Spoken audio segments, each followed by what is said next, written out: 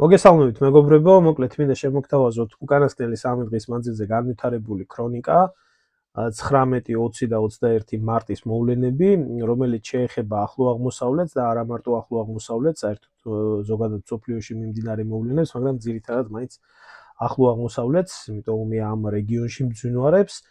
ამ 3 დღის მანძილზე მოხდა უამრავი ძალიან საინტერესო მოვლენა, როგორც სამხედრო თვალსაზრისით, ასევე ფინანსურ საკითხებთან დაკავშირებით, ასევე მოხდა სხვათა შორის ძალიან ცოტა შავი იუმორით შეიძლება ითქვას, რომ რაღაც კურიოზიც მოხდა, რაც სერიოზულად დასაფიქრებელი არის. ამიტომ რაც არ მოგიყვებიან და რასაც არ გეტყვიან ქართულ ტელეარხებზე, მოკლედ ამ ბლოგში შემოგთავაზებთ. მოდი დავიწყოთ ყველაფერი იქედან, რომ აი ეს ცოტა მოვლენებს რო გადავულოთ თვალე. პირველ რიგში ტრამპი ითხოვს ფულს 2 ტრილიონ თუ 2.5 ტრილიონ დოლარს არაბული ქვეყნებიდან, იმიტომ რომ ომი შეწყვიტოს.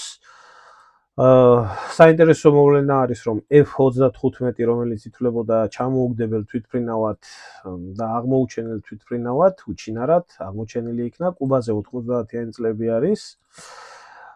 ასევე ირანმა გამოიყენა რაკეტა, რომელმაც 4000 კილომეტრის მანძილზე იერიში მიიტანა ბრიტანულ კუნძულებზე. ომში ოფიციალურად ჩაერთვნენ ჰუსიტები.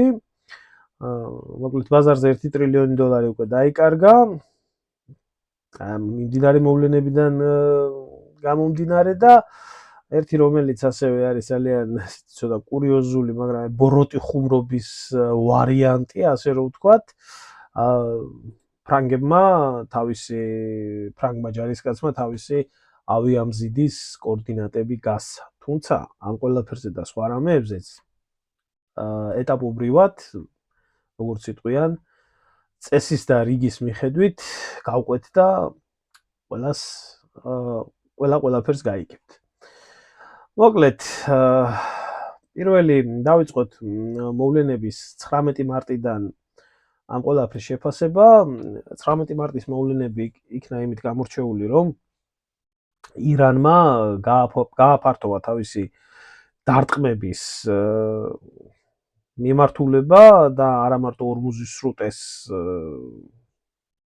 გასცდა, იგულისხმება ნავთობის და გაზის საბადოებზე, სამოქალაქო ობიექტებზე და ენერგეტიკულ ობიექტებზე იერიშის მიტანა, არამედ ის უკვე წითელ ზღვასაც მიწვდა, იქ სადაც საუდის არაბეთს ჰქონდა ერთ-ერთი ყველაზე მეტი უსაფრთხო ტერმინალი, დაიბომბა ეს მიმართულებაც.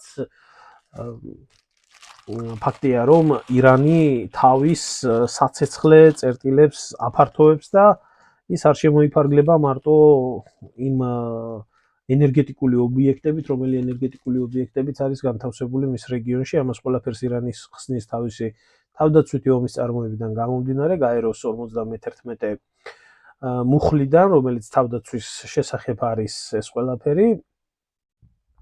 და აქედან გამომდინარე, ირანი, რომელსაც თავს დაესხნენ, თვლის, რომ იმ ქვეყნებში, სადაც განთავსებულია ამერიკული სამხედრო ბაზები, რომლის საჰაერო სივრცესაც იყენებენ მტრის სამხედროები, რომლის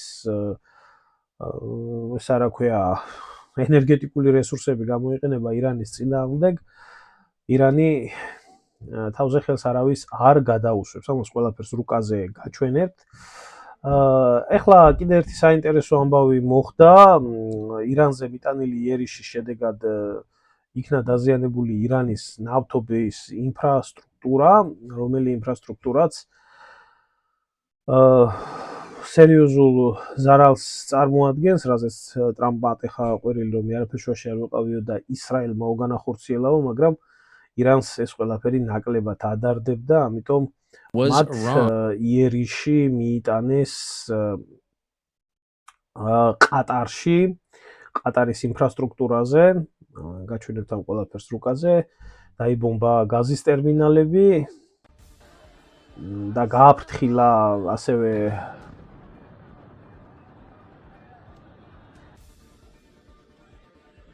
სხვა არაბული ქვეყნები, რომ თუ კი მსგავსი დახმარება გაგრძელდება, ან ირანის ნავთობის ინფრასტრუქტურაზე იქნება იერიში მიტანილი, ირანი უკან არ დაიხევს და გაანადგურებს მეზობელ ქვეყნებში არსებულ ყველანაირ ენერგეტიკულ ინფრასტრუქტურას. ასევე საყურადღებო არის ის, რომ თვითონ არაბული ქვეყნები, რომლებიც კატასტროფულ ზარალს განიცდიან, მერყეობენ, რომ მიიღონ, ჩაერთონ თუ არა ოპერაციაში, რადგან დღეს აგერ უკვე 21 მარტს გახდა ცნობილი, რომ ტრამპმა ირანს, ქვეყანას, რომელსაც ეომება, სანქციები მოუხსნა ნავთობის გაყიდვასთან დაკავშირებით, მოკლედ ეს კაცი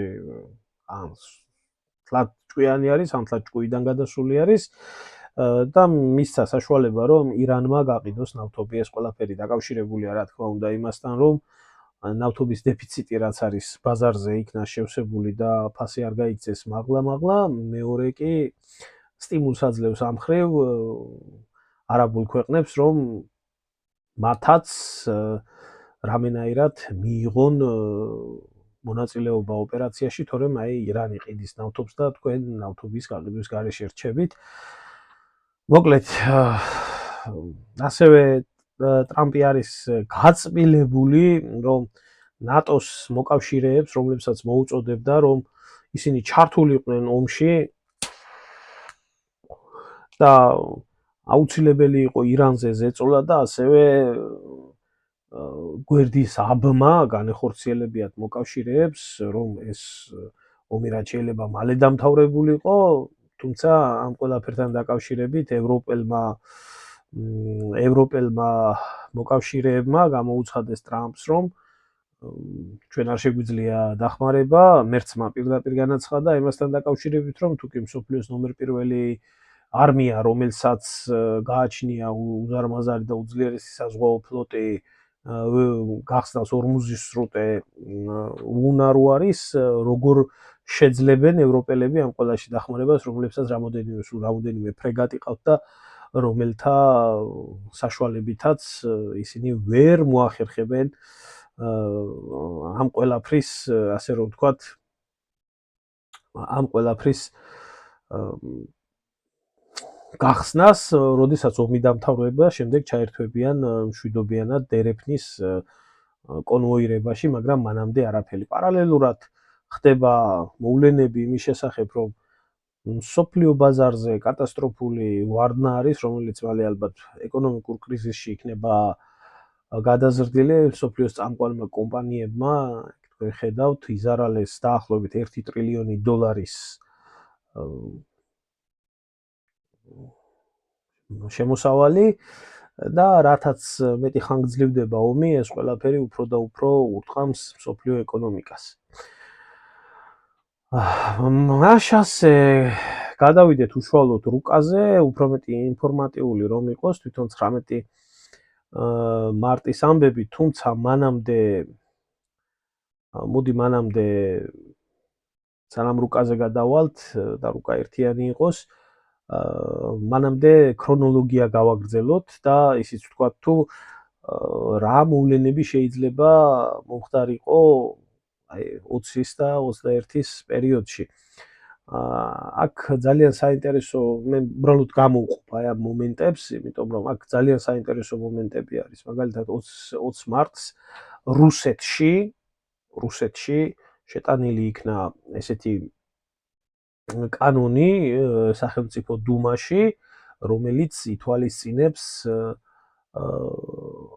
რუსეთის მოქალაქეების დაკავების შემთხვევაში რუსეთმა გამოიყენოს შეიარაღებული ძალები მისი ქვეყნის ფარგლებს გარეთ.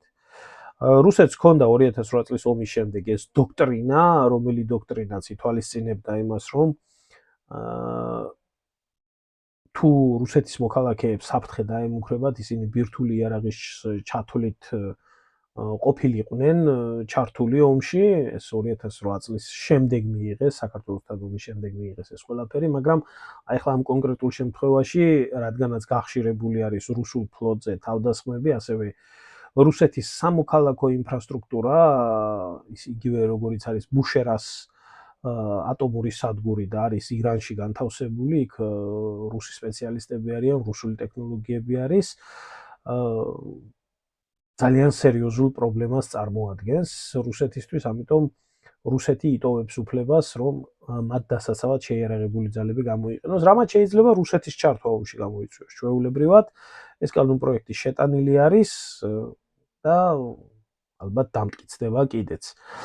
ძალიან საინტერესო მომენტები იქნა 20 მარტსაც, ასე რომ ვთქვათ, მომხდარი კასპიის ზღვა იქნა დაბომბილი.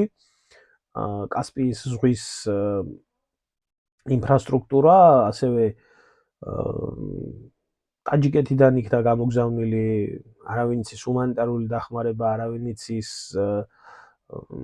რა ვიცი, როგორც ამბობენ, ტაჯიკეთში არის აშენებული დრონების ქარხანა და აქედან გამომდინარე ტაჯიკეთიდან შეიძლება ირანს მიეწოდებოდეს ეს ყველაფერი.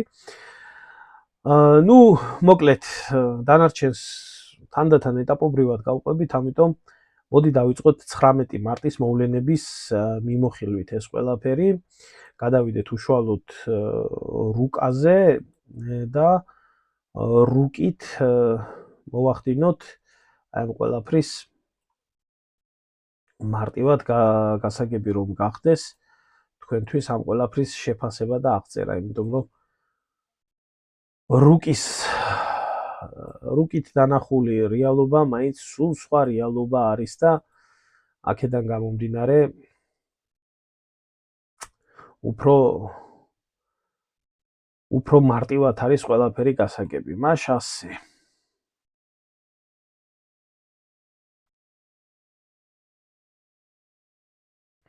გადავიდეთ.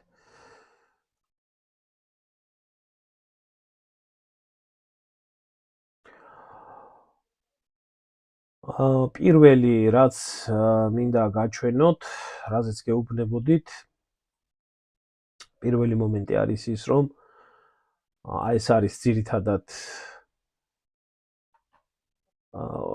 ორმუზის სრუტე და სპარსეთის ყურის ქვეყნები, აქ მიმდინარეობს ძირითადი ბატალიები, რა თქმა უნდა, აქაც ხდება დაბომბვა, მაგრამ ერთადერთი უსაფრთხო პორტი, რომელიც გააჩნდათ ნავთობის ექსპორტისთვის საუდის არაბეთს, მდებარეობს წითელ ზღვაში და ამ წითელ ზღვაში ირანმა მიიტანა იერიში. ამ მიმართულებაზე თქვენთვისაც გავზომოთ თუ გნებავთ ეს ყველაფერი რა მანძილით არის დაშორებული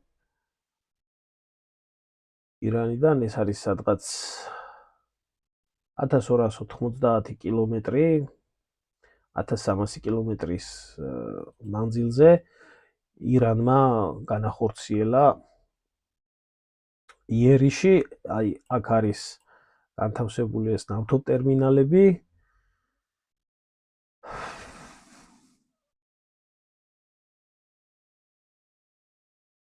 და აი შეგიძლიათ ნახოთ თუ რა მოვიდა ადგილობრივ ინფრასტრუქტურას, რამაც ძალიან გამოიწვია საუდის არაბეთის გაღიზიანება, თუმცა ირანელები აცხადებენ, რომ რადგანაც საუდის არაბეთი უთმობს სახმელეთო, საჰაერო და თავის ენერგეტიკულ რესურსებს ამერიკის შეერთებულ შტატებს, ისინი არიან სამიზნე. საინტერესო არის აი ამ მიმართულებაზე კიდევ ერთი მოვლენა, ამერიკული გემი, რომელიც იმყოფებოდა წითელ ზღვაში და იყო ფიქრი იმის შესახებ, რომ მათ შეეძლოთ აი აქ ამ ადგილში, ამ კვადრატზე ბაბელმანდების სრუტის დებლოკაციაში მიეღოთ მონაწილეობა აი ამ სრუტის, ვინც ადევნებდით თვალს ჩემს ბლოგებს. აღმოჩნდა, რომ საერთოდ არ შეუძლია მას ბრძოლაში მონაწილეობა, რადგან მასზე სულ ცოტა ხნის წინ იქნა ხანძარი ლიკვიდირებული და გამომდინარე აქედან ხომალდი ჯერალდ ფორდი დაფიქსირებული იქნა, აი გავიდა საერთოდ ბრძოლის თეატრიდან წითელი ზღვაც დატოვა და დაფიქსირებული იქნა საბერძნეთში კუნძულ კრეტაზე, სადაც ის სარემონტო სამუშაოებს ექვემდებარება. ამიტომ პრაქტიკულად ეს ავიამზიდი ბრძოლაში ჩართვის გარეშე იქნა დაზიანებული ხანძრიდან. გადავინაცვლოთ თვითონ 19 მარტის მოვლენების დროს თვითონ კატარში რა ხდებოდა, ეს არის კატარის ნავთობ ტერმინალებზე განხორციელებული ირანელების იერიშები. თუ რაც ხდებოდა, ირანმა როგორც გითხარით, გააფრთხილა საუდის არაბეთი, კატარი და გაერთიანებული ემირატები, რომ მათ გაიყვანათ პერსონალი და ევაკუაცია მოეხდინათ, ამიტომ იმ საწარმოებშიც კი, რომელ საწარმოებშიც მუშაობდნენ პერსონალი და არ იყო ისინი დაბომბვის ქვეშ მოყოლილი, მათი გაყვანაც განხორციელდა. ეს კი ორმუზის სრუტეში გავრცელდა ინფორმაცია იმის შესახებ, რომ ირანმა დააწესა შექმნა უსაფრთხო კორიდორი და ამ უსაფრთხო კორიდორს აკონტროლებს თვითონ და დააწესა 2 მილიონი ფასი ამ უსაფრთხო კორიდორით მოსარგებლე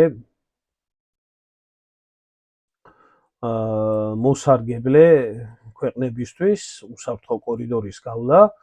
ამიტომ ძალიან საინტერესო არის თუ რა მოგებებს მოუტანს ეს ომი ამ ხრივაც ირანს. რაც მთავარი არის და საინტერესო არის, მოკლედ იმდენი მოვლენაა, ერთიანად ცოტა ძნელი არის. ერთიანად ყველაფერზე გააკეთო ადამიანმა განცხადება და ყველაფერი ერთიანად მიაწოდო. ინფორმაცია გავრცელდა იმის შესახებ, რომ ტაკერ კარსონის გადაცემაში on the verge of getting a nuclear weapon. No, they სადაც ყავდათ მიწვეული ამერიკის აწუკვე ყოფილი კონტრტერორისტული მიმართულების ანტიტერორისტული მიმართულების უფროსი ჯო კენტი მან განაცხადა, რომ ტყუილი არის ინფორმაცია იმის შესახებ, რომ ირანი ბირთვულ იარაღს ქმნის, რომ ასეთი ინფორმაცია ამერიკის შეერთებული შტატების დაზვერვას არ ჰქონდა და რომ ირანი არანაირ პირდაპირ შეერთებული შტატების თვის საფრთხეს არ წარმოადგენდა. ამიტომ მან განაცხადა, ამიტომაც გადაწყვიტა, რომ ის გადამდგარიყო და არ მიეღო მონაწილეობა ამ ომში, რადგან ეს ომი არანაირად არ ჯდება ამერიკელების ინტერესებში. მან ასევე დაადასტურა ის, რომ ირანი არც არასდროს ცდილობდა ბირთვული იარაღის შექმნას, რომელთაც ეტვინი წაგვჭამეს მთელი ამ ხნის მანძილზე, თუ რა ხდებოდა. ამიტომ საინტერესო არის თვითონ ამერიკული საზოგადოების რეაქცია რა იქნება. როგორც კენტმა განაცხადა, ირანელებს გააჩნიათ თავიანთი რელიგიური ფეტვა და ზუსტად ის ადამიანი, ვისი ლიკვიდირებას მოახდინეს ამერიკელებმა, აიათოლა ხომეინი, წინააღმდეგი იყო ბირთვული იარაღის შექმნის და ეს ფეტვა დღემდე მოქმედებს და არავის არ შეუცვლია. აი ამაში არის მთელი პრობლემა, ამას საქართველოში ამ ყრუ ხალხს ვერ გააგებიებ, როდესაც საქმეზე მიდგება და დაგიწყებენ საუბარს, რომ აბა ირანს შეიძლება ბირთვული ბომბი ჰქონდეს და ეს როგორ შეიძლება ესეთი რაღაცეები მოხდეს, რომ დიქტატორული ქვეყანა ბირთვული იარაღით აღჭურვილი, ეს ხო ყველასთვის საფრთხეა და ამას არ ეკეთებს სინამდვილეში თვითონ აი მეტი ინფორმირებული ადამიანი ვინ უნდა იყოს, თან ამ ადამიანს 9 თავი ხო არ აქვს, ასე ომის დროს გადადგეს და უარი უთხრას ტრამპს ომში მონაწილეობაზე, როგორც მეთაურმა ერთ-ერთმა კონტრტერორისტული ცენტრის განაცხადა პირდაპირ რომ სისულელია იმაზე ლაპარაკი რომ ირანი ბირთვულ ბომბს ქმნიდა. ამიტომ არის მთელი პრობლემები აი ამ ჩვენ დაყრდნობილ საზოგადოებაში რომ ასეთი ზღაპრების უაპელაციოდ ჯერათ რა. უაპელაციოდ ჯერათ. ახლა გადავიდეთ 20 მარტის მოვლენებთან დაკავშირებით და ნახოთ აბა 20 მარტს თუ რა ხდებოდა ომის თეატრზე.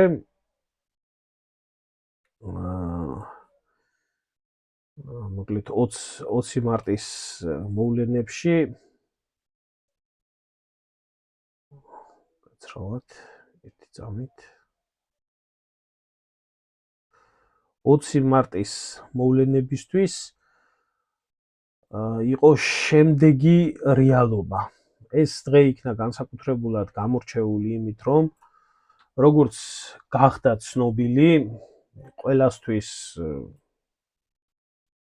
გასაკვირვად ამერიკული ავიაცია, რომელიც დაუსჯელად მოქმედებდა ირანის საჰაერო სივრცეში თურმე და კაციშვილს არ შეეძლოდა არავის არ უნდოდა იმის დაჯერება, რომ თურმე F-15-ები იქნა ვიღაცა მეზენიტე კუვეიტელი მეზენიტის მიერ, მერე კუვეიტელი პილოტის მიერ ჩამოგდებული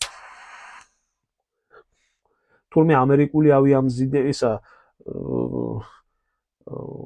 რა ქვია იმას ტანკერები, საჰაერო ტანკერებიც თურმე ირანს არ ჩამოუგდია, აგერ გახდა ცნობილი, ადგილიც არის მითითებული, თუ რა ადგილზე მოხდა დაზიანება, ეს არის ირანის ცენტრალური მიმართულება, ირანელებმა გამოაქვეყნეს ეს კადრები, თუ როგორ მოხდა დაზიანება. ნუ საინტერესო არის ის, რომ ახლა დეტალურადაც შეგვიძლია გადავიდეთ თუ რამ დააზიანა და როგორ დააზიანა, ამაზეც გეტყვით ერთ-ორ სიტყვას. ძალიან საინტერესო ინფორმაცია გავრცელდა დაზიანებული F-35 დაადასტურეს ამერიკელებმაც, რომ დაეშვა ერთ-ერთ ავიაბაზაზე, თუმცა ეს ავიაბაზა არავის უნახია, არც დაზიანება თვითმფრინავის არავის უნახია. აქ არის საინტერესო მომენტი, რომ ზუსტად პარალელურად ამ პერიოდში იქნა ჩართული სამაშველო ოპერაციების ვერტმფრენი Ч-47, რომელიც ახორციელებდა აქტიურ მოძრაობას საუდის არაბეთის საჰაერო სივრცეში და საუდის არაბეთის საჰაერო სივრცეში ძალიან დიდი ხანი იფრინა ამ სამაშველო ვერტმფრენმა, სამაშველო ოპერაციებმა, რაზეც მიუთითებენ, რომ თურმე სინამდვილეში თვითმფრინავი შეიძლება იყოს დაკარგული, პილოტს მოეხდინა კატაპულტირება და სამაშველო ოპერაციები განეხორციელებია უშუალოდ ამერიკულ ძალებს, მაგრამ ფაქტია, რომ აპარატი თუ არის ჩამოვარდნილი, ის არის ჩამოვარდნილი მოკავშირეების ტერიტორიაზე, ამიტომ პილოტი სავარაუდოდ ცოცხალი არის და თვითმფრინავი დაკარგული არის, განადგურებული არის თუ დაზიანებული არის, არავინ არ იცის. ახლა რაც შეეხება აი ამ საკითხს კი, რა თქმა უნდა, F-35 უბრალოდ ტექნიკური დეტალი არის ამ ყველაფრის. F-35 მართლაც და არის ერთ-ერთი საუკეთესო თვითმფრინავი ჩვენი დროის, თუმცა როგორც ჩანს, რომ სხვა ქვეყნებიც ავითარებენ სხვადასხვა საშუალებებს, დიდი ალბათობით ამ ყველაფერზე სითბური რაკეტით იქნა იერიში მიტანილი. ეს აბსოლუტურად სულ სხვანაირი სისტემა არის. ამიტომ მისთვის არ აქვს მნიშვნელობა, იქნება ეს მის არეალში შემოსული ხომალდი, იქნება სტელს ტექნოლოგიებით აღჭურვილი, რომელსაც რადარები ვერ აღმოაჩენს თუ აღმოაჩენს, ის ძალიან პრიმიტიულად და მარტივად მოქმედებს, სითბოს სადაც ხედავს თერმულ გამოსხივებას, აი იქეთ მართავს რაკეტას და შემდეგ რაკეტა თვითონ ახდენს ადევნებას და როგორც ხდება შემდეგ ისე ხორციელდება უკვე გამონაბოლქვის ადგილას ეჯახება და ფეთქდება. ამ შემთხვევაში როგორც ჩანს დიდი ალბათობით აედევნა რაკეტა F-35-ის პილოტმა სპეციალური ხაფანგებით მოიშორა ეს რაკეტა, მაგრამ ახლოს იქნა აფეთქებული, რამაც თვითონ გამანადგურებელი დააზიანა და მან იძულებითი დაშვება განახორციელა, თუ რაც მთავარია გადავიდა მოკავშირეების ტერიტორიაზე და იქ გააკეთა კატაპულტირება. ბურუსითაა ბოლომდე მოცული, ფაქტია ერთი, რომ ეს ყველაფერი მოხდა. აი, საინტერესო არის 20 მარტის მოვლენებში აი ეს განსაკუთრებით ეს მომენტი. ეს არის ჩრდილოეთის მიმართულება, ირანის ჩრდილოეთის მიმართულება აზერბაიჯანის საზღვართან ახლოს და კასპიის ზღვის აუზში. აქ ეს არის ირანის ჩრდილოეთი პორტები, რომელშიც ძირითადად ფლოტილია ახდენს ნაოსნობას, შიდა პრაქტიკულად ტბას წარმოადგენს კასპიის ზღვა, მაგრამ ეს არის ირანისთვის სასიცოცხლოდ მნიშვნელოვანი, რადგან მისი პორტებით ხდება რუსეთთან დაკავშირება, საიდანაც შემოდის, რა თქმა უნდა, იარაღი, რა თქმა უნდა, ჰუმანიტარული დახმარებაც და სხვა ბევრი რაღაცებიც. აი ამ ადგილებში იერიში იქნა განხორციელებული ამ ფლოტილიასთან მიმართებაში, როგორც ხდება ცნობილი, იქნა პორტები დაბომბილი ისრაელის ავიაციის მიერ და მითითებული არის, რომ ამ ყველაფრის შემოქმედი არის ისრაელი და ეს არის ირანისთვის ძალიან სასიცოცხლოდ მნიშვნელოვანი. ამიტომ ეჭვი იმის შესახებ, რომ ბაქო და აზერბაიჯანი და ისრაელი არის სტრატეგიული პარტნიორები, ერთმანეთის სტრატეგიული პარტნიორები, ფაქტია ის, რომ აი აქ ჩვენი დავით გარეჯის ტერიტორიაზე არსებულ ბაზასთან დაკავშირებით, რასაც მე გესაუბრებოდით, უპილოტოების მართვის ცენტრი და დაზვერვითი ცენტრი, რაც შეიძლება გქონდეთ ასევე ებრაელებს განთავსებული. აი ამ მიმართულებაზე არის საფრთხის შემცველი, რომ ამ შემთხვევაში არ განხორციელდეს ის, რისიც ყველაზე მეტად გვეშინია სიტყვაზე ჩვენ, რომ აზერბაიჯანზე არ იქნას იერიში განხორციელებული, აზერბაიჯანიც არ ჩაერთოს ამ ყველაფერში, რადგან ეს არის უფრო სიღრმისეული ტერიტორია. დააკვირდით, აი რუკაზეც ძალიან კარგად ჩანს. ისრაელიდან არის დაშორებული 1335 კილომეტრით, აი უხეში გათვლებით რომ ვთქვათ. და აი ამ მიმართულებაზე ისრაელს განსაკუთრებულად უჭირს, ეს არ არის ირანის დასავლეთი ან სამხრეთი ტერიტორიები, სადაც ისრაელის ავიაციას აქ მანევრირების საშუალება, იგივე ერაყის საჰაერო სივრცეში, იგივე საუდის არაბეთის კუვეიტის საჰაერო სივრცეში, აქ თურქეთის საჰაერო სივრცე დახურული არის ისრაელის ავიაციისთვის. რა თქმა უნდა, ეს ირანის ტერიტორია არის მთლიანად მტრული ტერიტორია, ამიტომ ამ ადგილზე რამენაირად აზერბაიჯანის სარადარო მონაცემები, სადაზვერვო ინფორმაციის მიწოდება და აქედან მართვა დრონების ყველაზე მეტად აწყობს ისრაელს.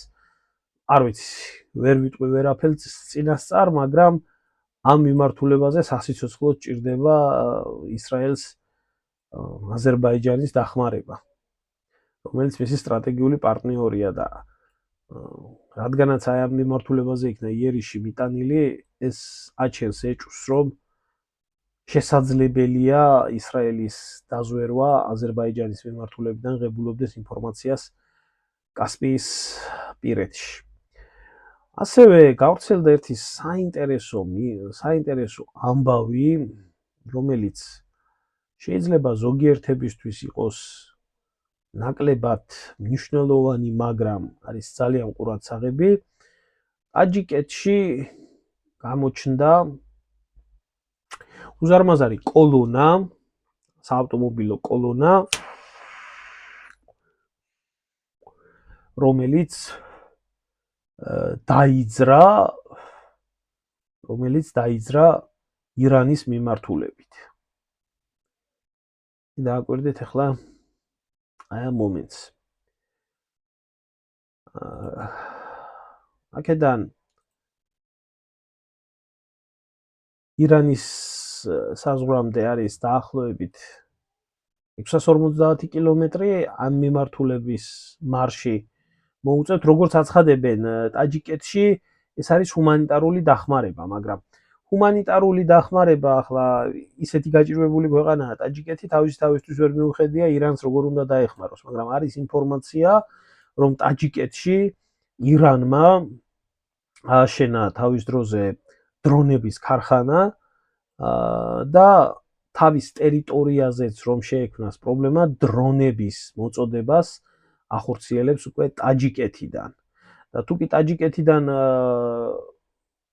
განხორციელდა ეს ყველაფერი, ეს უკვე იმას ნიშნავს, რომ ტაჯიკეთიც პირდაპირ თუ არა ირიბად მაინც ჩართული იქნება აი ამ ომში ირანის მხარეზე და მე მინდა გითხრათ ერთი რაღაცა, რომ აი მთელი ამ ხნის მანძილზე, ხო, აი რაც არ უნდა ყოფილიყო, ძირითადად იერიშები, ეს იქნება 20 მარტი, ეს იქნება 19 მარტი, მანამდეც აი ძირითადად ამ ყველაფერს გადავყვეთ. ეს ყველაფერი ხორციელდება ძირითადად ირანის დასავლეთით, ჩრდილოეთით და სამხრეთის ტერიტორიაზე. აი ეს მიმართულება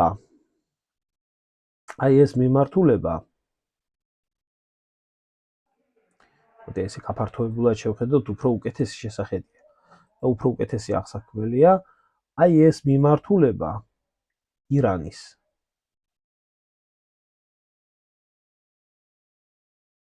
განსაკუთრებულად წარმოადგენს ირანისთვის უსაფრთხო ზონას. რადგან ამ მხრიდან ირანს არ ემუქრება არც ერთი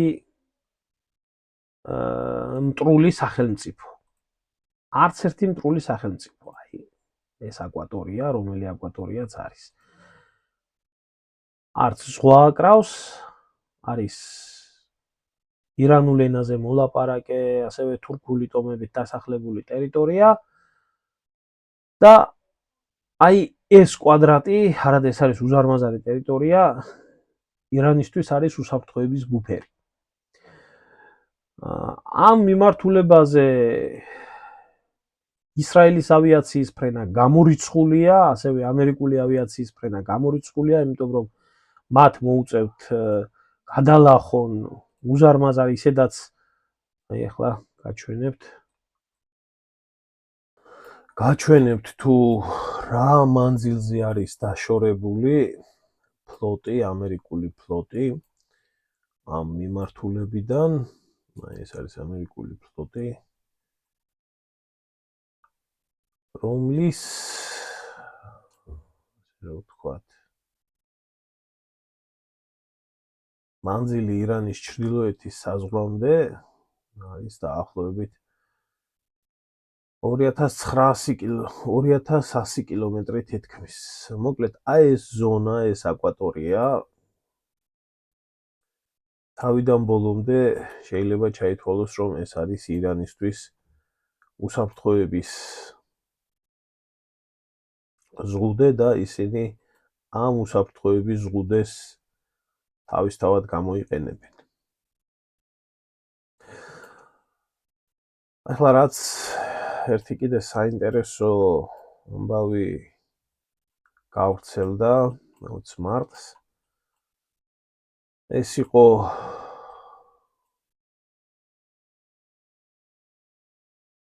შეერთებული შტატების მიერ კალიფორნიაში თავმოყრა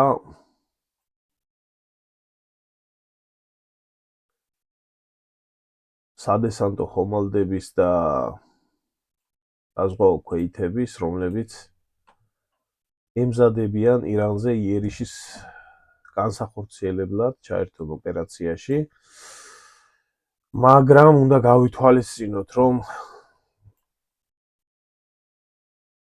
ამერიკელი საზღვაო ქვეითები და მათი ბაზა ომის თეატრიდან არის ძალიან შორს და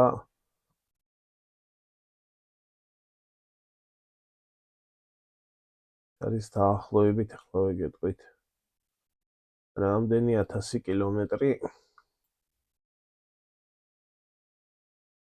ძალიან უხეში გათვლით საჰაერო მანძილზე, სადღაც 14000 კილომეტრი.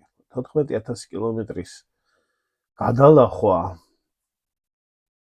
14000 კილომეტრის გადალახვა ეს დაახლოებით 1 თვის 40 დღის ამბავი არის ამერიკული ფლოტისთვის. ამიტომ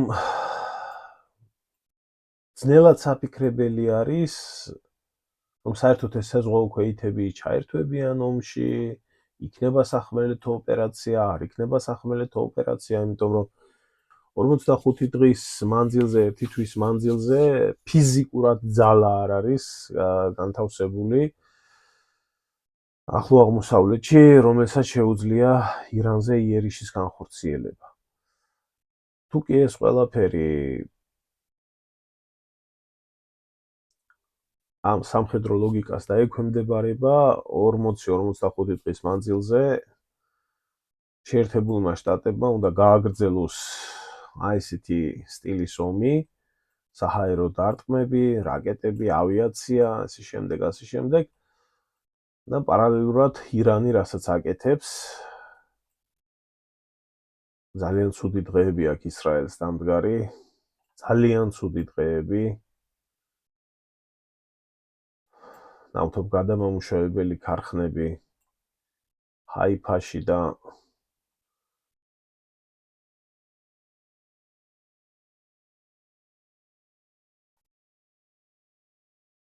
ასევე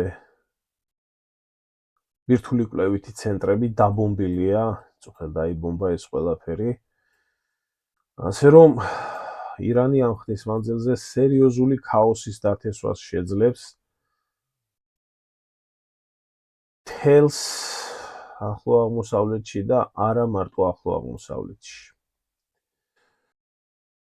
რაც შეეხება რუსულ ფაქტორს, რუსული ფაქტორი და ის კანონპროექტი, რომელიც თავში მოგახსენეთ, არის რუსეთის დუმაში შესული და რატიფიცირება ალბათ უკვე მომხდარიც იქნება. რატომ გახდა ესეთი მნიშვნელოვანი? მოკლედ, როგორც გითხარით, რუსებს ეს კანონპროექტი ჰქონდათ, გააჩნდათ ისედაც. უცხო ქვეყნებში 2008 წლის ომის შემდეგ მიიღეს ეს კანონი, უცხო ქვეყნებში ინტერვენციის შესახებ, შიდა კანონპროექტებით რო არ ქონოდათ პრობლემა თავიანთი მოქალაქეების დაცვის შესახებ, მაგრამ აიხლა განსაკუთრებით გახდა ეს მნიშვნელოვანი იმ მხრივ, რომ რუსეთის ჩრდილოვანი თუ თავისი არაჩრდილოვანი ფლოტი არის ერთ მხრივ ამ ყველაფრის თავდასხმის ობიექტი, დასავლეთის ქვეყნების მიერ, ევროპის ქვეყნების მიერ, ძირითადად ახლა უკვე ამერიკელები აღარ ერჩიან. და ამ მხრივ იქნა შეტანილი კანონპროექტი, რომ რუსეთმა მოახდინოს თავის შეიარაღებული ძალების გამოყენება დაკავებული მოქალაქეების გასანთავისუფლებლად. რატო არის ეს ყველაფერი მნიშვნელოვანი და რატო შეიძლება ამ ყველაფერმა ასევე მოახდინოს რუსეთის ჩართვა ამ ომში პირდაპირ. აი ეს არის ბუშერას ატომური სადგური, აი ამ ადგილზე არის განთავსებული ბუშერას ატომური სადგური, რომელი ატომური სადგურიც არის რუსულ-ირანული პროექტი. აი ამ ტერიტორიაზე არის რუსულ-ირანული ატომური რეაქტორი, სადაც 350-ზე მეტი რუსეთის მოქალაქე მუშაობს და აქ არის განთავსებული ტექნოლოგიები, განთავსებული არის თვითონ მოქალაქეები, თავიანთი ოჯახებით, საცხოვრებლებით და მოკლედ აი ეს კვადრატი, როგორც ზღვისპირა კვადრატი, რაზეც ტრამპი იძახის, რომ აქ უნდა ჩაატაროს ოპერაციები და ესე შემდეგ, ჩაატარებს მე ვილაპარაკოთ, მაგრამ არის საფრთხის ქვეშ. შესაძლებელი არის, რომ გახდეს ამერიკული დესანტის სამიზნე. ზუსტად აი ამ კვადრატის დაცვისთვის დიდი ალბათობით, თუ კი ეს პრობლემა გახდება, რადგან ბირთვულ რეაქტორს და ტექნოლოგიებს ვერსად ვერ მოიკიდებენ და ვერ გაიყვანენ მოქალაქეებიდან განსხვავებით, შესაძლებელი არის, რომ აი ამ ობიექტზე სულ მალე ვიხილოთ რუსული დესანტი და ეს ყველაფერი იქნას რუსული დაცვის ქვეშ აყვანილი თავისი მოქალაქეების დაცვის მოტივით და რა თქმა უნდა არც ერთი ნორმალური ალბათ არ იფიქრებს, რომ ამ ობიექტზე ამის შემდეგ იერიში მიიტანოს, თუმცა შეიძლება ამ ყველაფერმა სერიოზული პროვოკაცია გამოიწვიოს, რაც რუსეთს უკვე სხვა მასშტაბით ჩართავს აი ამ ომში. რა ვიცი, დავალოდოთ ახლა აბა მანამდე ამ ამერიკული დესანტირების საკითხებს და ნახოთ როგორ განვითარდება მოვლენები, თუმცა ეს არის დიდი ალბათობით შესაძლებელი ჩვეულებრივი მოვლენა შეიძლება მოხდეს ამ ყველაფერში. რუსეთი ისედაც ჩაბმული არის ამ ომში, ირიბად, სადაზვერვო ინფორმაცია, იარაღის მიწოდება, ირანი მისთვის სტრატეგიული პარტნიორი არის, ისევე როგორც შეერთებული შტატები არის ჩართული უკრაინაში, ასე რომ აქ არაფერი გასაკვირი არა, ეს ტრამპაც თვითონაც თქვა, რომ ჩვენც ვაწვდით უკრაინელებს და რა მოხდა ახლა ისინიც თუ აწოდებენო, მაგრამ ამან შეიძლება გადაიყვანოს ყველაფერი სულ სხვა ფაზაში. სირიის ომშიც თავიდან რუსეთი ირიბად იყო ჩართული, მაგრამ შემდეგ პირდაპირ მოუწია ჩართვა. მოკლედ, ამან კიდე რა შეიძლება გამოიწვიოს, მე მგონი ყველასთვის გასაგები უნდა იყოს. კარგი, გავაგრძელოთ ახლა დანარჩენი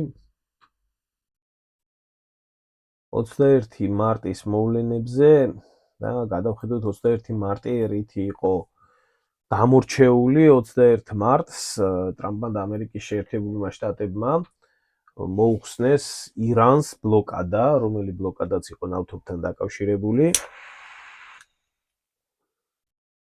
ყველაზე მინიმალური დათვლით ამ სანქციების მოხსნა ირანულ ფლოტთან მიმართებაში, რომელიც უკვე დატვირთულია და გასულია ზღვაში, ეს ყველაფერი ბაზრის რეგულაციისთვის ხდება, რომ ნავთობის ფასები არ გაიქცეს და გაიქცეს, ირანს მისცემს საშუალებას გამოიმუშაოს 14 მილიარდი ამ ხნის მანძილზე. ესე იგი, 21 მარტი ასევე იქნა განსაკუთრებით მნიშვნელოვანი იმ თვალსაზრისით, რომ 21 მარტს ირანმა გამოიყენა ბალისტიკური რაკეტები, რომელი ბალისტიკური რაკეტებიც აქამდე მხოლოდ და მხოლოდ თეორიაში ეგონათ გააჩნდა ირანს და სინამდვილეში რეალობაში ჯერ არ იყო ნაჩვენები. განხორციელდა ინდოეთის ოკეანეში დიეგო გარსია ბრიტანული სამხედრო ბაზა, რომელ ბაზაზეც ძირითადად ბრიტანეთის ბაზა არის და ბრიტანული შეიარაღებული ძალები ბაზირებენ, მაგრამ აღმოჩნდა, რომ ბრიტანეთმა ეს ბაზა გადასცა ამერიკელებს სარგებლობაში, ამიტომ ის გახდა ირანელების სამიზნე და იქნა ორი რაკეტა გაშვებული, ერთმა მიზნამდე ვერ მიაღწია, მაგრამ მეორე მიაღწია და როგორც ამბობენ, იქნა გადაჭერილი საჰაერო თავდაცვის სისტემისგან. აქ უბრალოდ თავარი მოვლენა ის არის, რომ ბრიტანული სამხედრო ბაზა ირანის უკიდურესი, ესე რომ ვთქვათ, საზღვრიდან არის დაახლოებით 4000 კილომეტრი მოშორებული. ანუ ირანს უპრობლემოდ შეუძლია დამტკიცდა უკვე საქმეში ამ სიშორის მანძილზე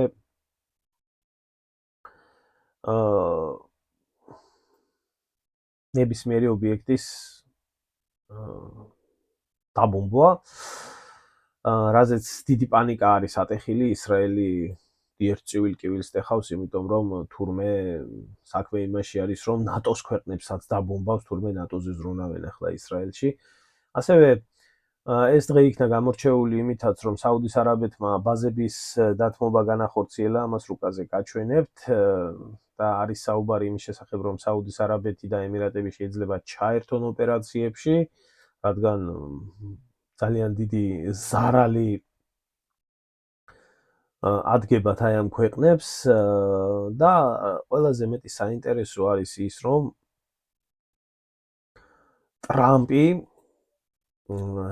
გამოვიდა, როგორც გამოჟონა ინფორმაცია, ითხოვს 2 ტრილიონ ნახევარს იმისთვის, რომ ომი დაასრულოს სპარსეთის ყურეში და ამ ფულს თხოვს მის მოკავშირეებს.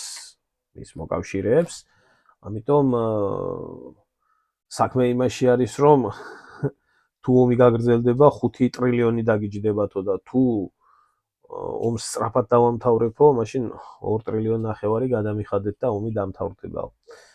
მოკლედ, აი ესეთ დღეში არის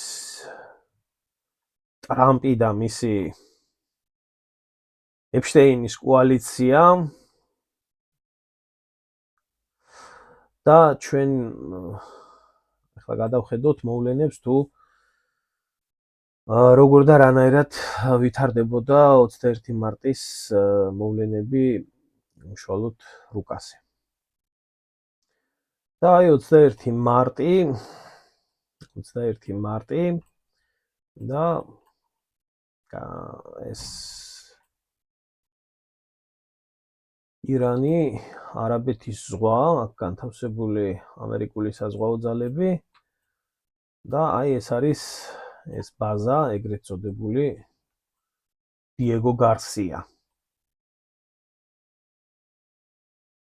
და ეს არის ნაჩვენები არეალი თუ გამოთვლა იქედან გამომდინარე თუ რა მანძილზე იქნა იერიში მიტანილი ირანის რაკეტების არეალში რა სივრცე შეიძლება იქნას ჩატეული 4000 კილომეტრის რადიუსში.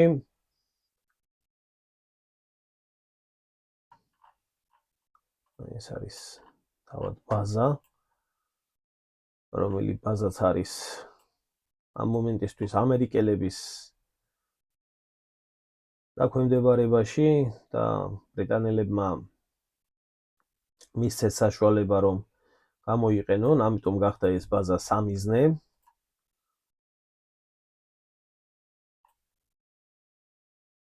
თუმცა ეს ძალიან შორს უსაფრთხოდ ყოფი პატარა კუნძული, პატარა ტროპიკული კუნძული, სადაც ომს არაფერი არ ისაქმება. არის დაბომბვის ქვეშ. აი აქ არის მე გეუბნებოდით რომ ბაზების დათმობასთან დაკავშირებით საუდის არაბეთში ამერიკელებს გააჩინათ არაერთი ბაზა, რომელი ბაზაც არაერთხელ იქნა დაბომბვის სამიზნე, იგივე ბაზა სულეიმანი, ამერიკული სამხედრო ბაზა, რომელიც აქ არის განთავსებული. სადაც ძალიან დიდი ზარალი მიიღეს ამერიკელებმა. გავრცელდა ინფორმაცია, რომ არაბები გადასცემენ მათ ჩრდილო-დასავლეთში არსებულ სამხედრო ბაზას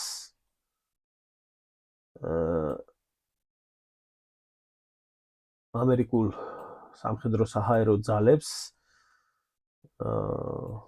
ალბათ ფიქრობენ, რომ ამ ადგილებში იერიშის მიტანა გაუჭირდება ირანს, როგორც ხედავთ ჩვენ ირანისთვის არ არის არანაირი პრობლემა შორს მანძილზე იერიშის მიტანა, მაგრამ აქ შეიძლება არსებობდეს მეორე ვარიანტი, რომ ბაზა, რომელიც გააჩნიათ ამ მომენტისთვის სარგებლობაში, სულეიმანის ბაზა, უბრალოდ გამოსაყენებელი უკვე აღარაა სამხედრო ოპერაციებისთვის და ამისთვის სჭირდებათ ამერიკელებს აი ამ ადგილზე დისლოცირება თავიანთი სამხედრო საჰაერო ძალების.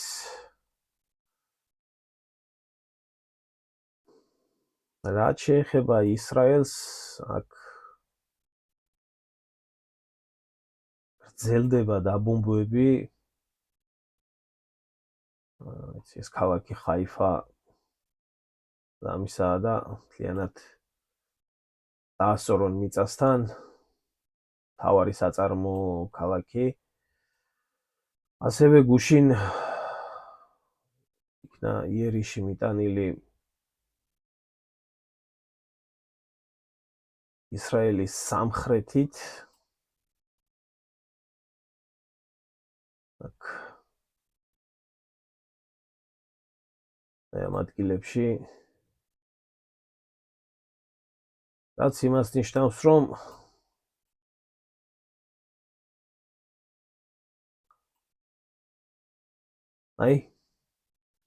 ირანმა საპასუხოდ თავისი ბირთვული ობიექტების დაბომბვისა იერიში მიიტანა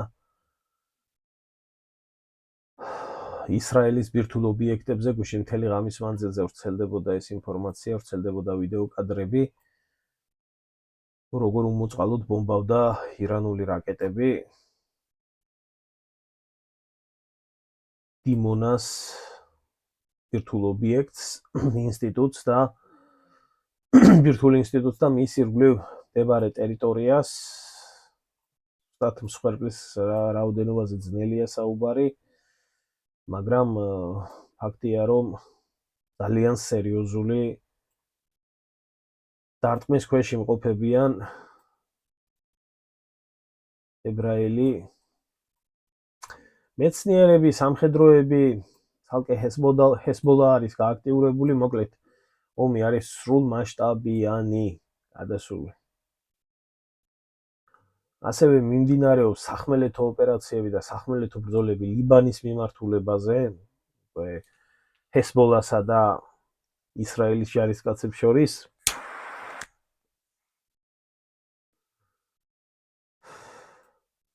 ვრცელდება ინფორმაციები, ამას ჰესბოლა ავრცელებს ამ ინფორმაციებს თუ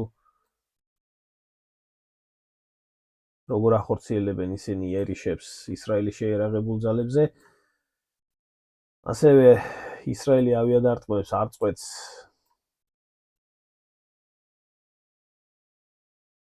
ლიბანის ტერიტორიაზე. ეს მშვენიერი ქალაქი ბეირუთი უკვე მერამდენეთაა ცეცხლის ალში გახვეული. აქ კი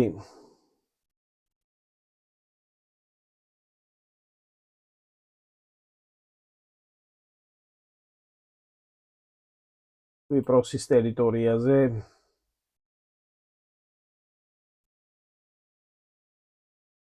დაფიქსირდა უცნობი საზღვაო ფლოტის მიერ განხორციელებული სარაკეტო გაშვება, რაკეტების გაშვება კვიპროსთან ახლოს ირანის მიმართულებით. სავარაუდოა, რომ ეს ეფშტეინის კოალიციის საზღვაო ძალები არის, შეიძლება იყოს თავად ისრაელსაც გააჩნია, შეიძლება იყოს ამერიკის, ძნელია ზუსტად ამაზე საუბარი. და მოკლედ ეს ამბები არის რეგიონში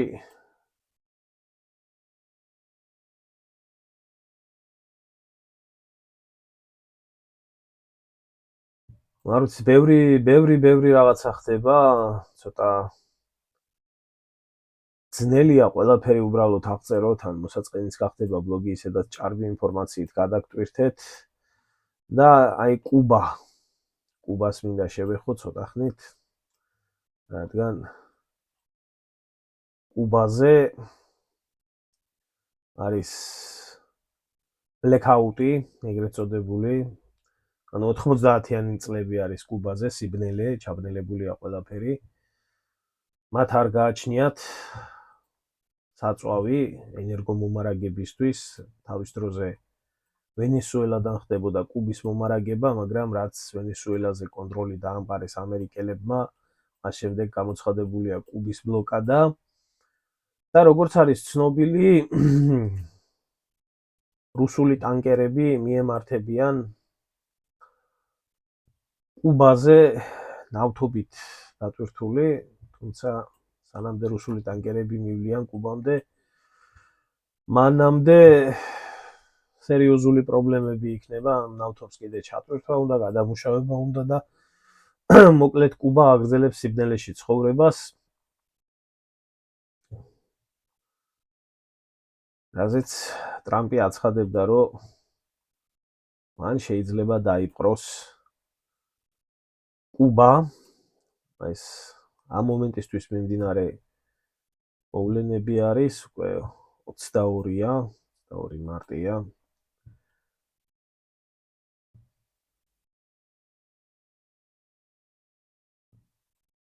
ისევ ეს ორმუზის სრუტე, ისევ ეს შეტაკებები, ნაჩვენებია თუ რა მდგომარეობა არის. ირანმა როგორც გითხარით, გამოაცხადა, რომ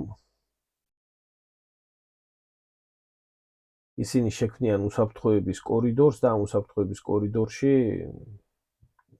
გასვლა გემების იქნება ფასიანი, გაივლის ყველა ამერიკის შეერთებული შტატების და ისრაელის გარდა, ოღონ ამისთვის საჭირო არის $2 მილიონი ექვივალენტის გადახდა და საერთოდ ირანი იუანებში იღებს უკვე ნავთობის ფასის გადახდას დოლართან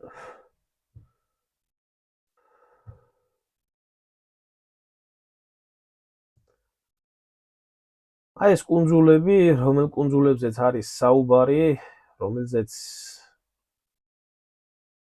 ვითომ დააპირებს ტრამპი კონტროლის დამყარებას და რომელიც ვითომ და საუდის არაბეთი და ემირატები ასევე აცხადებენ პრეტენზიას, რომ ეს ირანს აქვს დაპყრობილი და ცდილობენ ამ სეპარატიზმის გამოყენებას, მაგრამ ჯერჯერობით ეს მოვლენები არის შემოკარგებ. მოკლედ ვრცელი გამომივიდა, გადაგყალეთ ალბათ.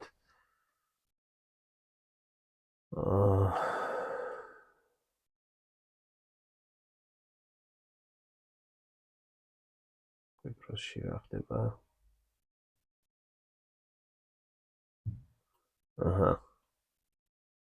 კვიპროსის ბრიტანულმა ბაზამ გამოაცხადა, რომ ისინი არ მიეხმარებიან ამერიკელებს ირანზე იერიშების მისატანად, იმიტომ რომ უშინდელი ნამოქმედარის შედეგი ბრიტანელებმა ჭკუა ისწავლეს, ამიტომ დიეგო გარსიას დაბომბვა თუ არის შესაძლებელი არის ასევე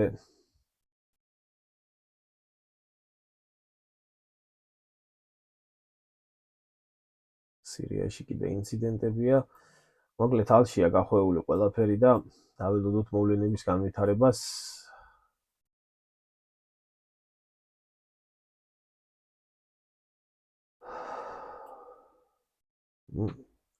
ძირითადად ამის თქმა მინდოდა, რაც შეეხება იმ ინციდენტს, რომელი ინციდენტიც გახდა კურიოზული და გახდა ცნობილი ფრანგებს რო რაღაც არ დაემართოთ კურიოზული ხო ძნელად საფიქრებელი არის და ეს ინციდენტი ფრანგმა სამხედრომ დილას ფიზოს ვარჯიშის დროს ჩართო აპლიკაცია თავისი ფიტნესის,